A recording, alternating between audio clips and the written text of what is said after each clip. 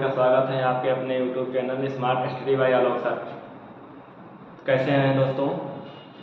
उम्मीद है आप सभी बहुत अच्छे होंगे। आप सभी की तैयारियां बहुत अच्छे से चल रही होंगी। तो जैसा कि हमने कल के वीडियो में देखा कि कारक क्या होते हैं, किन किन शब्दों से मिलकर बना है, उसमें धातु कौन सी है, प्रत्यय कौन सा है। फिर हमने देखा कि कारक का शाब्दिक अर्थ क्या होता है। फिर देखा कि कारक की परिभाषा क्या होगी, कारक कितने प्रकार के होते हैं, हिंदी में कितने प्रकार के होते हैं, संस्कृत में कितने प्रकार के होते हैं। फिर उनको देखा कि कौन कौन से प्रकार होते हैं। तो 8 प्रकार को हमने देखा। फिर कैसे पहचाने कारक को, कारक की पहचान भी हमने देखा। फिर हमने एक कारक का भेद पढ़ा, कर्ता कारक। तो कर्ता कारक में हमने क्या देखा? कर्ता कारक में हमने ये देखा कि जो कर्ता कारक होता है उसका सूत्र क्या होता है। तो हमने कहा कि क्रिया संपादक का कर्ता, क्रिया को संपादित करने वाला ही कर्ता कारक होता है। कर्ता कारक कितने प्रकार के होते हैं? हमने बताया 2 प्रकार के, एक सकर्मक, दूसरा अकर्मक। तो हमने सकर्मक का मतलब बताया जो कारक सहित होगा, और अकर्मक का मतलब बताया कि जो कारक रहित होगा। फिर हमने देखा कि बहुवचन कैसे बनते हैं उसी में, कि जैसे गाय शब्द हो, गाय बहुवचन होगा लेकिन अकर्मक होगा, बिना कारक चिन्ह के, और सकर्मक गायों। हमने देखा था कि कैसे जोड़ेंगे कारक चिन्हों को, तो क्या बन रहा था। तो इतनी चर्चाएं हो गई थी, और हमने कारक का एक उदाहरण भी दिया था कि राधा लिखती है। मैंने पूछा था कि कौन सा कारक है, तो उम्मीद है कि आप सभी जवाब देंगे। तो उसके आगे आज हम पढ़ेंगे कि कर्ता कारक में और क्या चीजें होती हैं। हमने परिभाषा की बात किया था, तो हमने कहा था कि जिस वाक्य में ने चिन्ह का प्रयोग हुआ हो, चाहे प्रत्यक्ष में हो चाहे अप्रत्यक्ष हो, चाहे ने का चिन्ह दिखाई दे चाहे ना दिखाई दे, अगर कर्ता कारक है तो कैसे पहचानेंगे। तो उन्हीं पे आज हमारी चर्चा होगी कि कारक चिन्हों को कैसे पहचाने। मान लो ने चिन्ह का प्रयोग हुआ है, तब तो हम जान जाएंगे कि कारक कर्ता कारक है, लेकिन ने चिन्ह का प्रयोग नहीं हुआ तो कैसे जानेंगे। तो उसके लिए हम पहचान में लेकर आए हैं कि आपको किन शब्दों से क्या समझ में आएगा। जो हम शब्द देंगे उससे क्रिया से प्रश्न करेंगे। और हमने यह भी बताया था कि कारक का संबंध किससे होता है, तो सीधे क्रिया से होता है। किससे होता है? क्रिया से होता है। चलिए आज का हमारा कारक का पार्ट 2 वीडियो होगा, जिसमें बहुत सारे कारक में अपवाद होते हैं। लोग क्या करते हैं कि अपवाद याद ही नहीं रहता। नॉर्मली बुकों में ऐसे मिल जाते हैं सवाल कि कर्ता कारक में ने चिन्ह का प्रयोग होता है, कर्म में को का होता है, करण में से द्वारा होता है। तो अपवाद बहुत सारे हैं। जैसे कर्म की ही बात करें कि कर्म कारक में क्या है, तो बहुत सारे अपवाद हैं। तो उन्हीं अपवाद को आज हम दूर करेंगे, और बड़े ही आसानी से आपके अपवाद दूर हो जाएंगे। उम्मीद करते हैं कि आप लोग पहली बार ऐसे कारक चिन्हों को पढ़ेंगे और अपने अपवाद को दूर करेंगे, क्योंकि अपवाद से ही परीक्षा में प्रश्न आते हैं। तो एग्जामिनर क्या करता है कि एग्जामिनर ये चेक करता है कि आपने क्या पढ़ा है और क्या नहीं पढ़ा है, आपने क्या छोड़ रखा है। उन्हीं को दूर करने के लिए हम लेकर आए हैं कारक का पार्ट 2। तो आज हम कारक को देखते हैं कि कितने कारक समाप्त करते हैं। तो उसके पहले मैं एक मोटिवेट करना चाहता हूँ आप सभी को कि अगर कामयाब बनना है तो मंजिल पर नजर रखो। अगर कामयाब बनना है तो मंजिल पर नजर रखो। कौवे के टोकने से चील रुका नहीं करती मेरे दोस्त। कामयाब बनना है तो मंजिल पर नजर रखो, कौवे के टोकने से चील रुका नहीं करती। चलिए आज की वीडियो की शुरुआत करते हैं। आज की क्लास क्या होगी? कारक पार्ट 2। तो कारक पार्ट 2 में क्या होता है कि हमने देखे थे कारक पार्ट 1 में कर्ता कारक देख लिया था। क्या देख लिया था? कर्ता कारक देख लिया था। कर्ता कारक क्या होता है उसके सूत्र बता दिए थे कि क्रिया संपादका कर्ता। क्या होता है सूत्र? सूत्र होता है क्रिया संपादका कर्ता। क्रिया संपादका कर्ता ये होता है, क्रिया को संपादित करने वाला ही कर्ता होता है। तो हमने एक उदाहरण दिया था कि राधा लिखती है। एक उदाहरण है राधा लिखती है। इसमें कौन सा कारक चिन्ह का प्रयोग हुआ है? कैसे पहचानेंगे? आपको पहचान दे रहे हैं। पहचान क्या होगी? पहचान कैसे पहचानेंगे? तो पहचान है कि क्रिया के साथ, किसके साथ? क्रिया के साथ। क्रिया के साथ मतलब क्रिया से प्रश्न करेंगे। कैसा प्रश्न करेंगे? देखो, कौन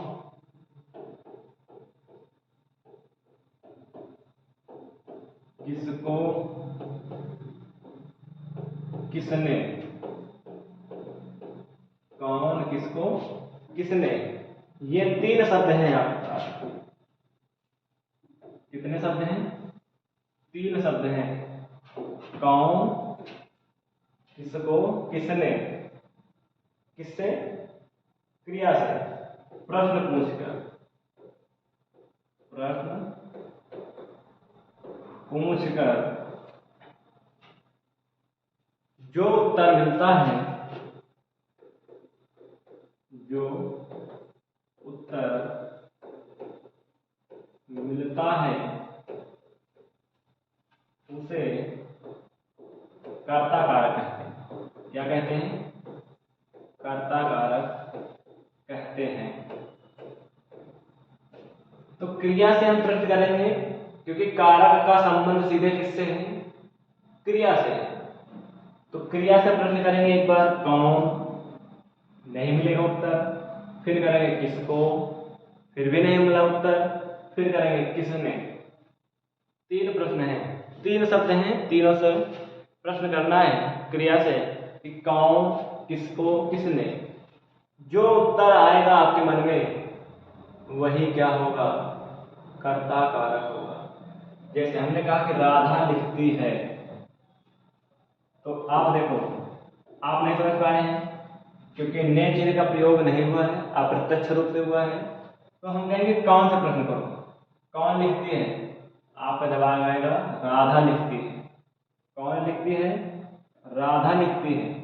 हमने कहा इसको देखो, किसको लिखती है? नहीं उत्तर आ रहा है। किसने लिखा? राधा ने। किसने लिखा? राधा ने। अब देखो दूसरा सवाल। इतनी बात समझ में आ गई होगी। चलो दोस्तों थोड़ा सहयोग करना, क्योंकि आप लोगों को लगता है कि देखो 2-4-5 मिनट क्या है कि बेसिक बातें होती हैं। अगर हम आपसे बातचीत नहीं करेंगे तो आप कहेंगे सर आते हैं डायरेक्ट पढ़ाते हैं, कुछ भी बताते नहीं हैं। तो बताना जरूरी होता है। तो पिछले वीडियो में हमने कुछ प्रश्न बता दिए। ये प्रश्न हमने दिया था कि कौन सा कारक था? कौन सा था? कर्ता कारक।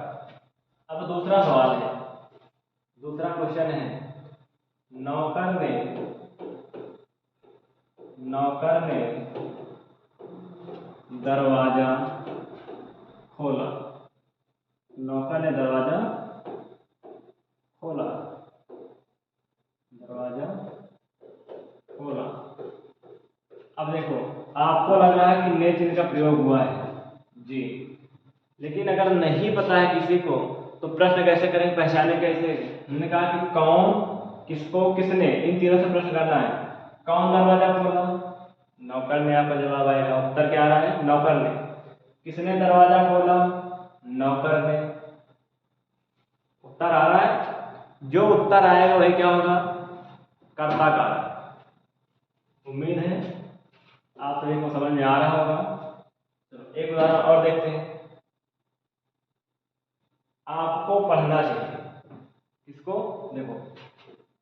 तीसरा है आपको पढ़ना चाहिए, पढ़ना चाहिए। अब देखो, अब इसमें कौन सा कारक चिन्ह है हमें नहीं पता है, ने का चिन्ह दिखाई भी नहीं दे रहा है, फिर भी हमने कहा कि 3 उपशब्द हैं आपके पास, क्रिया से प्रश्न करो, जो उत्तर मिलेगा वही क्या होगा, कर्ता कारक। तो देखो किसको पढ़ना चाहिए, आपको पढ़ना चाहिए। कौन पढ़ता है, नहीं आ रहा है। कौन पढ़ना चाहिए, नहीं पढ़ रहा है, कोई उत्तर नहीं आ रहा है। किसने पढ़ना चाहिए, इससे भी उत्तर नहीं आ रहा है। लेकिन एक से आ रहा है, किसको पढ़ना चाहिए, आपका जवाब क्या रहा है, आपको पढ़ना चाहिए। अब लिखेगा कि आपको, तो आप कहेंगे कि को तो कर्म कारक का है, हाँ कर्म कारक का है, लेकिन यहाँ पर कारक लोग किसका हुआ है, कर्ता कारक के लिए। किसके लिए, कर्ता कारक के लिए। उम्मीद है आप सभी को समझ में आ रहा होगा। चलो आज के लिए कर्ता कारक यही होगा, उम्मीद है आप सभी समझ में आ रहा होगा। अगला कारक है, कर्ता के बाद कौन सा आता है, कर्म। क्या आता है, कर्म कारक। कर्म कारक का विभक्ति चिन्ह क्या होता है, या परसर चिन्ह क्या होता है, को। चिन्ह क्या होता है इसका, को। क्या होता है, को। सूत्र की अगर बात करें कि सूत्र क्या होता है, सूत्र थोड़ा लंबा है, थोड़ा बोलने में कठिन होता है, लेकिन फिर अभी हम उच्चारण उनके बता रहे हैं कि कर्तु रेप्सित तमम, कर्तु रेप्सित तमम। देखते कैसे लिखा जाता है, लिखा जाएगा कर्तु रेप्सित तमम, कर्तु रेप्सित तमम। ये किसका सूत्र है, कर्म कारक का। कर्म कारक का सूत्र है कर्तु रेप्सित तमम। कह रहा है कि क्रिया को करने में, किसको, या कर्ता को करने में, सॉरी कर्ता को करने में जिसकी अत्यंत इच्छा हो वही क्या होता है, कर्ता, कर्म कारक। कर्ता को जिस कार्य को करने के लिए अत्यंत इच्छा हो, प्रबल इच्छा जागृत हो, वही क्या होगी, कर्म कारक होगी। कर्म कारक का जो है परिभाषा क्या होगी, परिभाषा क्या होगी कर्म कारक की, तो परिभाषा लिखेंगे। कर्म कारक की परिभाषा होगी कि जिस वस्तु पर क्रिया के, जिस वस्तु पर क्रिया के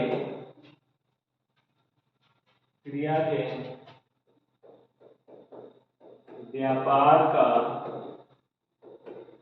फल पड़ता है, क्रिया के व्यापार का फल पड़ता है। व्यापार का फल का मतलब कह रहा है कि प्रभाव, क्या कह रहा है, प्रभाव पड़ता है, उसे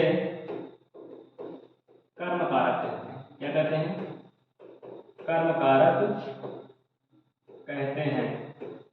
इतनी बात समझ में आ गई कि जिस वस्तु पर क्रिया के व्यापार का फल पड़ेगा या प्रभाव पड़ेगा वही क्या होगा, कर्म कारक। हमने पहचान के बताया है कि क्रिया का प्रभाव किस पर होगा, कर्म पर। ठीक, चलो आगे देखते हैं। जैसे उदाहरण, मालिक ने नौकर को बुलाया। उदाहरण है, मालिक ने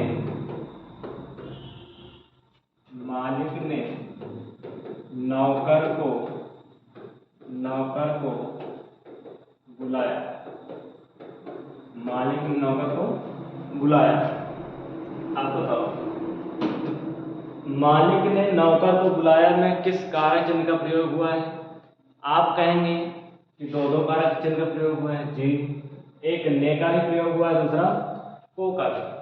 लेकिन हमारा जवाब क्या होगा, कैसे पहचानेंगे? तो जब दो कारक चिन्ह या दो से अधिक कारक चिन्हों का प्रयोग हुआ रहेगा तो उसमें अंडरलाइन करके देगा, इसमें रेखांकित अंश में कौन सा कारक है। रेखांकित अंश में कौन सा कारक है? तो नौकर को, तो को चिन्ह किसका है? कर्म का। को चिन्ह किसका है? कर्म का। तो किसमें है कर्म कारक का चिन्ह? नौकर को में। नौकर को में किसका चिन्ह है? कर्म कारक। अगर मान लो कि नहीं दिया, ये तो पहचान लिया ना कि नौकर को में किसका चिन्ह है? कर्म कारक। मैं दूसरा उदाहरण दे रहा हूं कि रोहित समाचार पढ़ता है। रोहित समाचार पढ़ता है। अब इसमें बताओ कौन सा कारक चिन्ह का प्रयोग हुआ है? आप कहेंगे कोई कारक चिन्ह दिखाई नहीं दे रहा है, न तो कर्ता का, न कर्म का, न करण का, न तो संप्रदान का। तो प्रयोग नहीं हुआ है, लेकिन फिर भी कैसे पहचानेंगे? पहचानने के लिए आपको हम फिर से शब्द दे रहे हैं, 3 शब्द दे रहे हैं। 3 से क्रिया से प्रश्न करना है। कौन कौन से हैं? पहचान। पहचान क्या है? किसे, किसको, किसे, किसको, क्या। किसे, किसको, क्या, इन 3 शब्दों से पहचानेंगे। इन 3 शब्दों से पहचानेंगे कि कौन सा कारक चिन्ह का प्रयोग हुआ है। हमने कहा रोहित समाचार पढ़ता है। आप प्रश्न करो क्रिया से, पढ़ना क्या है? क्रिया। किसे पढ़ता है? आपको उत्तर क्या आ रहा है? समाचार को। किसे पढ़ता है? समाचार को। किसे पढ़ता है? समाचार को। तो समाचार को में कौन सा कारक का प्रयोग हुआ है? कर्म कारक। किसको पढ़ता है? समाचार को। क्या पढ़ता है? समाचार को। उम्मीद है समझ में आ रहा होगा। आगे चलते हैं और उदाहरण देखते हैं इनको। जैसे कहते हैं कि अध्यापक ने छात्र को पढ़ाया। अध्यापक ने छात्र को पढ़ाया। किस कारक चिन्ह का प्रयोग हुआ है? तो किसे पढ़ाया? छात्र को पढ़ाया। किसको पढ़ाया? छात्र को पढ़ाया। समझ रहे हो बात? कैसे पहचानेंगे? पहचाने के पास 3 शब्द हैं, किसे, किसको, क्या। इस लगाने से क्रिया से जो प्रश्न करेंगे, क्रिया से प्रश्न करने पर जो उत्तर मिलता है वही क्या होगा? कर्म कारक। अब आते हैं अपवाद में। यहीं पे बनता है अपवाद। अपवाद क्या है? देखो, अपवाद क्या है?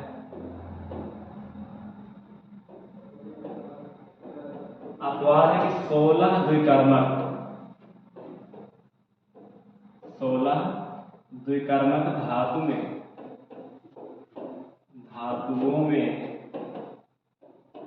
कर्म कारक होता है।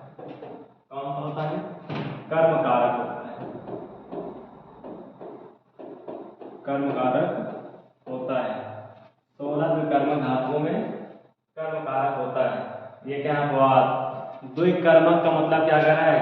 2-2 कर्म होंगे। कितने होंगे? 2-2 कर्म होंगे। देखो जैसे कौन कौन से हैं, लिख लेते हैं। तीसरा, चौथा, 5वां, छठा। देखें पहला क्या होगा? दो। क्या होगा? दो। याज, पच, दंड, रुद्र, पृष्ठ, ची, ब्रू, रुद्र पृष्ठ, ची, ब्रू, सास, जी, मथ, मूस। इतना हो गया। थोड़ा छोटा कर लेते हैं। दुर्याज, पाचदंड, रुद्रपृच्छ, चीव्रू, सास जी मथ मूस। इतनी बात समझ आ गई। मथ मूस नी हरी कृष वा, इतने हैं। अब इसमें क्या क्या होगा देखो, ये 6, ये 7 नंबर, 8 9 10 11 12 13 14 15 16, यही 16 विकर्मक धातु हैं जिसमें कर्म कारक होता है। क्या होता है? कर्म कारक होता है। दो का मतलब क्या होगा? दोहना। क्या होता है? दोहना। याच का मतलब मांगना। याच का मतलब मांगना। पच का मतलब पकाना। पच का मतलब पकाना। दंड का मतलब दंडित करना। रुद्र मतलब रोकना। पृच्छ मतलब पूछना। क्या होगा? पूछना। ची मतलब चुनना। भ्रू मतलब बोलना। समझ आ रहा है? सास मतलब उपदेश। जी मतलब जीतना। मत मतलब मूसना। मत मतलब मथना। मत मतलब मथना। मूस मतलब चुराना। नी मतलब ले जाना। नी मतलब ले जाना। इन चारों का अर्थ क्या होगा? ले जाना। इन चारों का अर्थ क्या होगा? ले जाना। ये हैं 16 विकर्मक धातु जिसमें हमेशा कर्म कारक का प्रयोग होता है। कौन सा कारक होता है? कर्म कारक होता है। ये है वाद। दो याज पच दंड। देखो याद कैसे करेंगे? 4 के कॉम्बिनेशन बनाएंगे। दो याज पच दंड, रुद्र पृच्छ ची भ्रू, सास जी मथ मूस, नी ह्री कृष वा। 4 का कॉम्बिनेशन बनाओ और 4 करके याद करो, आराम से याद हो जाएगा। यहीं से सवाल बनते हैं ज्यादातर कि 16 विकर्मक धातुओं में क्या है? कर्म कारक है। याद रखना। दू का मतलब दूहना, मतलब जैसे कि गाय दूहते हम, दूध दूहना क्या हो जाएगा? कर्म कारक। जैसे राकेश गाय से दूध दूहता है, तो आपको क्या लग रहा है? गाय से अर्थात कर्म नहीं, दूहना आ गया। दूहना क्या होगा? हमेशा कर्म का। फिर याद मतलब मांगना। कोई भिखारी भीख मांगता है, भीख मांगता है नहीं, तो मांगना क्या हो जाएगा? कर्म कारक। पच मतलब पकाना। माता जी चावलों से भात पकाती हैं, तो पकाने के अंदर क्या हो जाएगा? कर्म कारक। दंड मतलब दंडित करना। पुलिस चोर को दंड देता है, 100 रुपए का दंड कर देता है, तो दंडित कर रहा है आर्थिक रूप से। रुद्र मतलब रोकना। पृच्छ मतलब पूछना। ची मतलब चुनना, जैसे माली बगीचे में फूल चुनता है। ब्रू मतलब बोलना। सास मतलब उपदेश देना। हाँ, ये तो कभी नहीं भूलोगे। हाँ, जिसकी सास होंगी वो सास जी हमेशा क्या करती हैं? उपदेश देती हैं। चलो। जी मतलब जीतना। मथ मतलब मथना। हाँ, जैसे दही को मथते हैं, क्या बनता है? फिर मट्ठा। फिर मूस मतलब चुराना। ऐसा ना, आज दुकानदार के पास गए थे, 100 रुपए का सामान लिया, 85 रुपए दिए, तो उसको क्या कर लिया? मूस लिए। मूसे नहीं हो, चुराए हो। ठीक, तो मूस मतलब क्या होता है? चुराना। नी ह्री कृष और वाह का मतलब क्या होता है? ले जाना। कैसे ले जाना? चारों का अर्थ अलग होगा। ले जाना होगा लेकिन ले जाने का अर्थ अलग होगा। कैसे? नी मतलब प्रेम से ले जाना। कैसे ले जाना? प्रेम से ले जाना। ह्री मतलब हरण करके ले जाना। कृष मतलब खींच कर ले जाना। वह मतलब वहन करके ले जाना। ऐसे वह मतलब वहन करके ले जाना। तो उम्मीद है सब समझ में आया होगा। जैसे देखो धार्मिक बात में आ जाओ रामायण में, तो रामायण में रावण पहले क्या कर रहा था, सीता का हरण किया। तो पहले प्रेम से कह रहा था कि चले हम, प्रेम से नहीं जा रही थी सीता, हरण कर लिया। हरण करने के बाद तब भी नहीं जा रही थी, तो उसने क्या किया, खींचना प्रारंभ किया। खींचकर भी नहीं जा रही थी, तो क्या किया, वाहन करके ले गया। तो ये मतलब हमारा समझाने का है कि इन चारों का अर्थ ले जाना, लेकिन ले जाने के अर्थ में थोड़ा सा अलग होगा। नी का मतलब प्रेम से ले जाना, हिनी का मतलब हरण करके ले जाना, फिर इसका मतलब खींच के ले जाना, वाह का मतलब वाहन करके ले जाना। तो उम्मीद है आप सभी लोग इस 16 विकर्मक धातु को याद करके रखेंगे, क्योंकि यहीं से सवाल बनते हैं। तो आते हैं, थोड़ा सा उदाहरण देते हैं कैसे बनता है। द्विकर्मक का मतलब क्या होता है, दो कर्म वाले। क्या होते हैं, दो कर्म वाले। तो देखें, जैसे राकेश गाय से दूध दूहता है, हमने बोल दिया है। दूसरा उदाहरण लेते हैं, हरि बारी से पृथ्वी मांगते हैं, पृथ्वी मांगते हैं। द्विकर्म कैसे है, ये है कर्ता, हरि कौन है, अर्थात विष्णु जी। क्या है कर्ता, मांगना क्या है, क्रिया, ये क्या है, इसकी सहायक क्रिया। तो दो बच गए, हमने कहा जो बचते हैं वो क्या होते हैं, द्विकर्म यानी कर्म होते हैं। दो बच गए, एक बचा हरि यानी बाली, दूसरा बचा पृथ्वी। तो दो कर्म है, इसलिए द्विकर्मक धातु का प्रयोग हुआ है, कौन सा, मांगना। हमने कहा याचना करना या मांगना कौन सा होगा, द्विकर्मक धातु।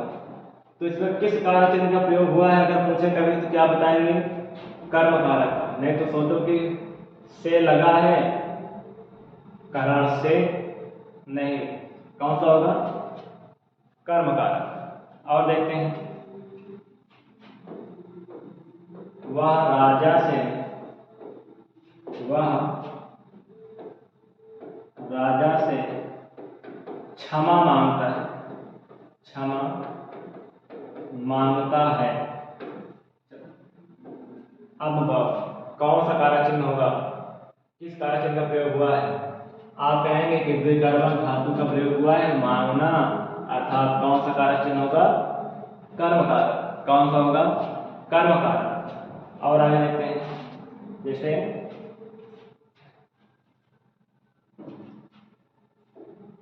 वह अमृत के लिए, वह अमृत के लिए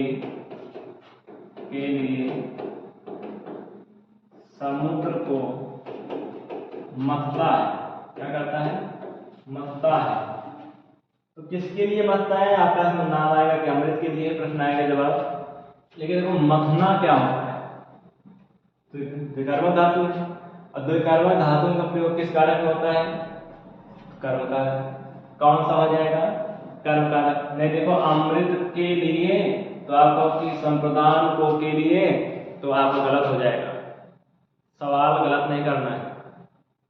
जितनी चीजें लिखा रहे हैं, बता रहे हैं, इनको अपने नोट्स में छाप लो और अपने दिमाग में छाप लो, क्योंकि सवाल यहीं से बनते हैं कि बताओ को के लिए है, हाँ कारक चिन्ह कौन सा है, संप्रदान, लेकिन यहाँ पर क्या प्रयोग हुआ है, किस कारक चिन्ह का प्रयोग हुआ है, तो आपका जवाब आएगा कर्म कारक। क्यों आएगा, क्योंकि देख रहे हो मांगना। ठीक, चलो तो थोड़ा सा और नोट में आते हैं। ये तो अपवाद हो गए, नोट्स में लिखते हैं। नोट नंबर 1, नोट नंबर 1 लिखेंगे, जाने के अर्थ में। किसके अर्थ में, जाने के अर्थ में, जाने के अर्थ में कर्म कारक होता है। कौन सा होता है, कर्म कारक होता है। जाने के अर्थ में कौन सा होता है, कर्म कारक होता है। जैसे पहला उदाहरण, मुनि वन में जाते हैं, मुनि वन में जाते हैं, तो जा रहे हैं, जाने का अर्थ क्या हो गया, कर्म कारक। दूसरा राम वन को जाते हैं। कहाँ जाते हैं? वन को जाते हैं। हो जाएगा। अगला नोट लिखते हैं, नोट नंबर 2। नोट नंबर 2 में लिखेंगे, ये तो जाने क्या क्यों हो गया। अब वो कह रहा है कि आसपास, क्या कह रहा है? आसपास, आसपास दोनों ओर, दोनों ओर, चारों ओर, आसपास दोनों ओर, चारों ओर और समीप के अर्थ में, और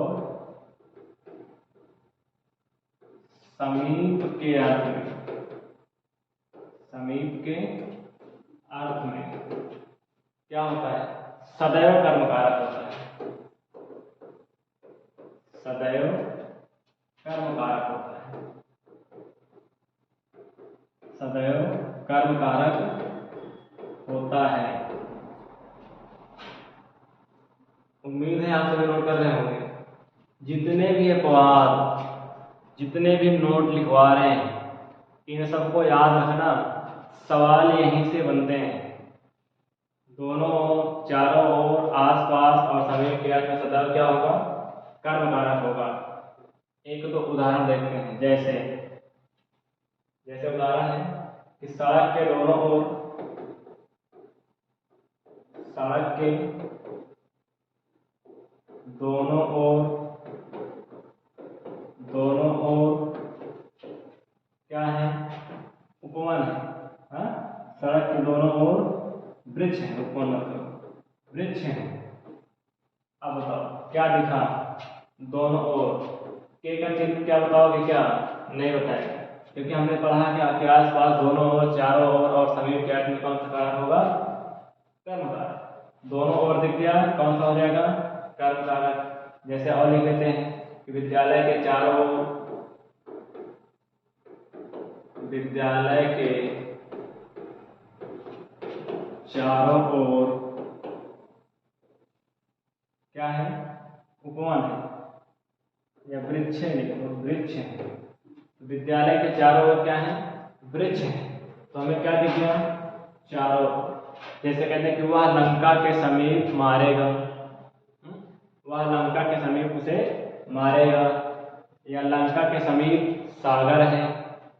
कौन से कारक हो जाएंगे? कर्मकारक। अब आते हैं अगले। इतनी बातें हो गई। चौथा, तीसरा कौन सा है? कारण कारक। कौन सा कारक? कारण कारक।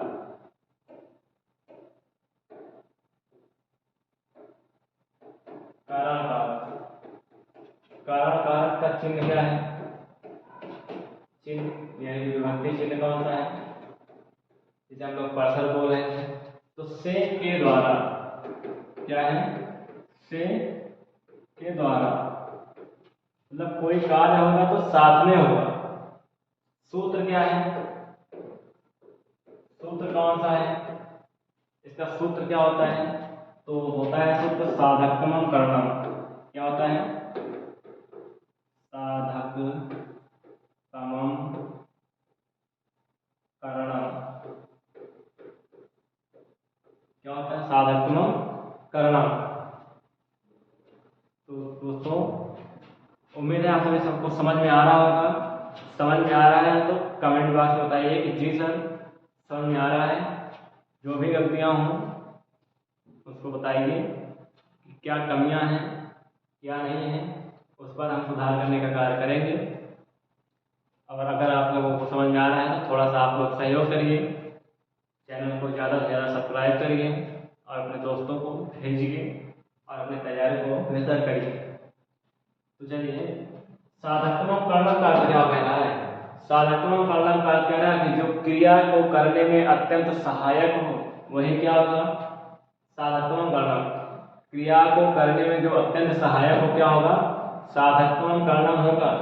कारण का अर्थ होता है, कारण का अर्थ क्या होता है? कारण का अर्थ होता है साधन या सहायक। क्या होता है? साधन या सहायक।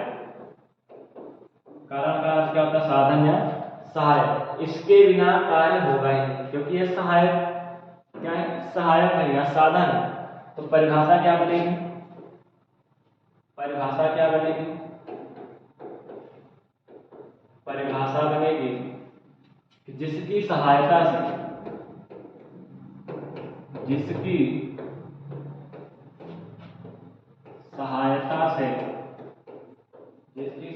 से कर्ता अपना कार्य पूरा करता है। कर्ता अपना कार्य पूरा करता है। अपना कार्य पूरा करता है, उसे क्या कहेंगे? कारण कारक होता है। उसे कारण कारक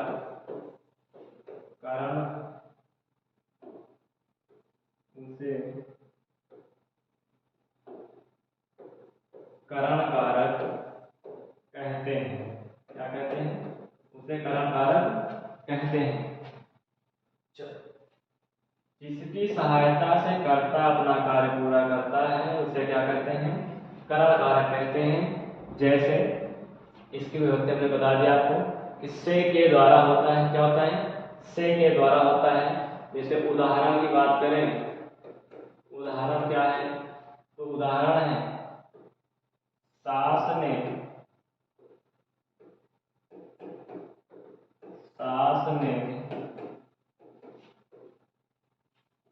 बहू को झाड़ू से मारा। हाँ, सास ने बहू को झाड़ू से मारा, या ऐसे कह सकते हैं कि सास ने झाड़ू से बहू को मारा। अब देखो, ये है कर्ता, मारना क्या है? क्रिया। अब किससे मारा या कैसे मारा? झाड़ू से। आपका जवाब क्या आएगा? झाड़ू से मारा। क्या आएगा? झाड़ू से मारा। अगर बताओ मारना है तो एक साधन या सहायक होना चाहिए, कुछ भी, चाहे डंडा हो, लाठी हो, झाड़ू हो, हाँ, घर गांव में होता है चिमटा हो, बेलन हो, किसी से मारा। मारने के सहायक कौन है? क्रिया को करने में सहायता कौन कर रहा है? झाड़ू, डंडा, बेलन, ये सब क्या है? सहायक है। हमने कहा कि जिसकी सहायता से कर्ता अपना कार्य पूरा करता है उसे कारण कारक कहते हैं। तो सहायता किसकी ले रहा है? झाड़ू की। झाड़ू से कार्य को पूरा कर रहा है ना मारने का। ठीक हो जाएगा। पहचान कैसे करेंगे?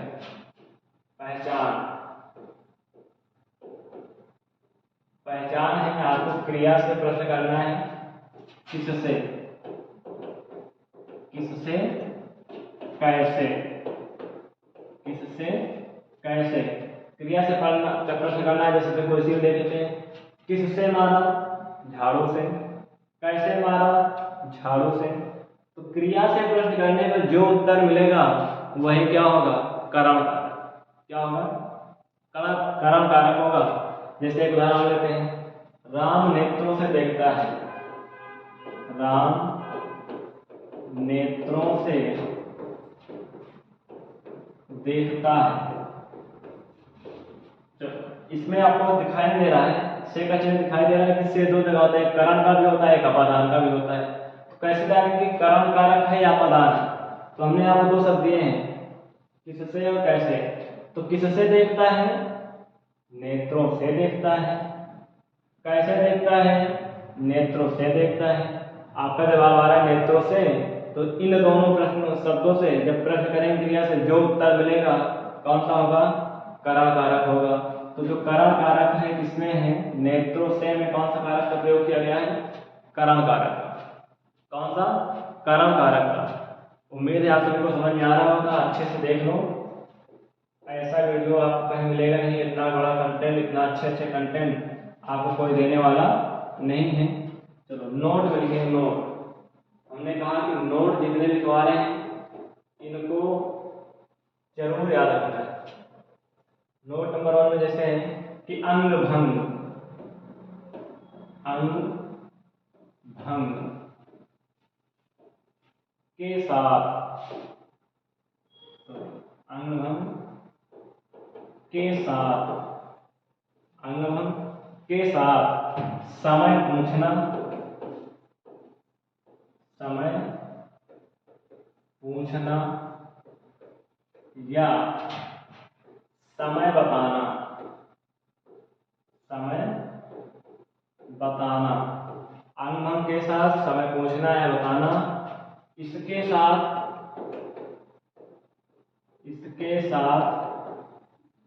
क्या होता है, कारण कारक होता है, क्या होता है, कारण कारक होता है। तो कारण कारक कब होगा, एक तो हमने देख लिया वहां पर, जहां पर क्रिया को करने में जो अत्यंत सहायक होगा कौन सा होगा, कारण कारक होगा। दूसरा नोट हमने कहा कि जहां अंग भंग हो, एक हाथ टूट जाए, एक कान से बहरा हो जाए, एक आंख से अंधा हो जाए, एक पैर टूट जाए, वो अंग भंग है। के साथ कोई किसी के साथ जाए, घूमे, टहले, बैठे, खाए, कुछ भी करे, के साथ लग गया तो कौन सा कारक चिन्ह हो जाएगा, करण। समय पूछना, जैसे हम कहें कि आपकी घड़ी में कितने बजे हैं, तो हम समय पूछ रहे हैं, कौन सा कारक चिन्ह उपयोग कर रहे हैं, करण का। आप समय बता रहे हैं कि हाँ हमारे घड़ी में कितने बजे हैं, हाँ 10:03 हुए हैं, तो क्या है, समय पूछना और बताना कारण कारक होता है। जैसे कमल लंगड़ा है, कमल लंगड़ा है, क्या है, लंगड़ा है। अब बताओ क्या इसमें कुछ जरूरत है कुछ करने की, कुछ करने की जरूरत नहीं है, कुछ करने की जरूरत नहीं है, क्या हो जाएगा, क्योंकि देखा हमने कमल लंगड़ा है, लंगड़ा है अर्थात एक अंग विकार है, एक अंग भंग है। संस्कृत सूत्र होता है एनांग विकारा, एनांग विकारा, मतलब एक अंग जहां का विकार हो, कौन सा कारक चिन्ह होगा, कारण कारक। कौन सा होगा, कारण कारक। उम्मीद है आप सभी को समझ में आ रहा होगा कि एक अंग विकार हो, के साथ हो, जैसे राम और सीता, या राम सीता के साथ वन में जाते हैं, या राम लक्ष्मण और सीता वन में जाते हैं। वन में जाने के अर्थ में क्या हो जाएगा, कर्म, लेकिन के साथ, राम सीता के साथ जाते हैं, कौन सा हो जाएगा, कारण। तो उम्मीद है आज के लिए इतना ही करते हैं, क्योंकि कारक का टॉपिक ही इतना बड़ा है कि जब तक एक एक चीजें पढ़ेंगे नहीं तब तक कुछ समझ में आने वाला नहीं है। पता नहीं कैसे लोग पढ़ाते हैं कि 1 घंटे की वीडियो में संपूर्ण कारक चिन्ह, जो 8 कारक के चिन्ह हैं, कारक के प्रकार हैं, समाहित कर देते हैं। तो आप लोगों को अच्छे से पढ़ना है, जहाँ से क्वेश्चन ज़्यादा बनने की संभावना रहती है उनको पढ़ना है, कुछ भी चीज़ें छोड़ नहीं रहे हैं और कुछ भी चीज़ें छोड़नी नहीं चाहिए। जितने भी आ रहे हैं सबको एक एक करके पढ़ना चाहिए। हमने जो अपवाद बता रखे हैं, नोट 1, 2, 3, 4 जो भी बताए हैं उनको ज़रूर याद रखिएगा, और उम्मीद करते हैं कि क्लास आप लोगों को पसंद आई होगी। आज क्लास यहीं पर समाप्त करते हैं। तो आज का क्लास है कारक पार्ट 2, आगे आने वाला है कल के वीडियो में आपका कारक पार्ट 3। क्या आएगा, कारक पार्ट 3। इनको जरूर याद रखना, ये जो 16 द्विकर्मक धातुएं हैं इनको जरूर याद रखना, ये इम्पोर्टेंट हैं। पहचानने का तरीका हमने बता दिया है, कारक को कैसे पहचानेंगे, किस कारक का क्या चिन्ह होता है उसको हमने बता दिए हैं। तो उम्मीद है आप सभी को कारक चिन्ह समझ में आ रहे होंगे। जैसे पुलिस की बात करें तो डायरेक्ट सवाल पूछ लेता है ऐसे कि कर्ता कारक का चिन्ह क्या होता है, कर्म का क्या होता है, संप्रदान का क्या होता है, तो वो भी याद होने चाहिए। उनके साथ साथ क्या क्या सवाल बनते हैं, कैसे बनते हैं, क्या अपवाद हैं, अगर ऐसा आएगा तो कौन सा कारक होगा, कारक चिन्ह का प्रयोग नहीं हुआ है तो कैसे जानेंगे कि कौन सा कारक है, तो उसके लिए हमने पहचान बताई है जिसे आप लोग बोलते हैं ट्रिक। तो उम्मीद है आज भी समझ में आया होगा। समझ में आया है तो क्लास को लाइक कर दो और कमेंट बॉक्स में बताइए कि क्लास कैसे अच्छी लगी।